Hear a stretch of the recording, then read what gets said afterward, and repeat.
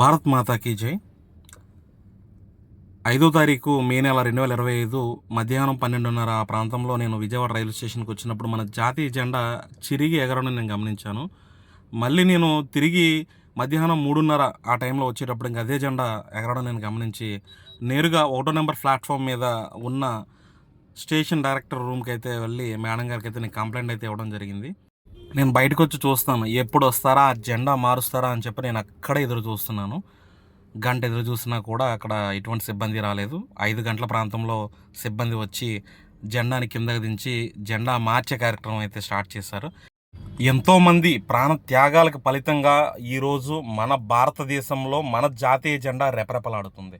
అటువంటి జెండా చినిగి ఆకాశంలో ఎగరడం అనేది నా మనసుకు చాలా అంటే చాలా బాధ అనిపించింది. అందుకే నేను ఏమాత్రం ఆలోచించేది లేదు, ఏమీ లేదు. డైరెక్ట్గా వెళ్ళి ఇది చిరిగింది మీరు చూసారా లేదా అని చెప్పని ప్రశ్నించి మరి ఇది మార్చాలని అయితే నేను చెప్పడం అయితే జరిగింది.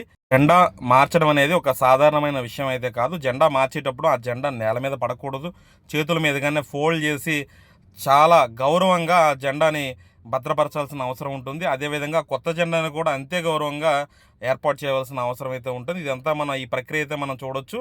చినిగిన జాతీయ జెండాని భద్రపరిచి కొత్త జాతీయ జెండాని ఇక్కడైతే బయటకు తీసైతే తిరిగి ఏర్పాటు చేసే ప్రక్రియ అయితే మొదలైంది. ఇక్కడ మనం చూస్తే అందరు చేతుల మీదుగా జాతీయ జెండా పట్టుకుని నేల మీద పెట్టకుండా ఈ ప్రక్రియ అయితే మొదలుపెట్టారు. నేను ఇక్కడ వీడియో తీసే క్రమంలో కొంతమంది పోలీసులు అయితే వీడియో తీయొద్దు అంటున్నారు. నా దేశంలో నా జెండా ఎగరేస్తున్నప్పుడు నన్ను వీడియో తీయొద్దు అని చెప్పని అంటున్నారంటే అది కారణం ఏంటనేది నాకైతే తెలియదు. ఏది ఏమైనా ఎంతోమంది ప్రాణత్యాగాలకి ప్రతిరూపమైన మన జాతీయ జెండా మన భారతదేశంలోనే కాదు ప్రపంచంలో ఎక్కడ ఉన్నా సరే మన భారతీయులందరూ కూడా మన జాతీయ జెండాని గౌరవించాలి.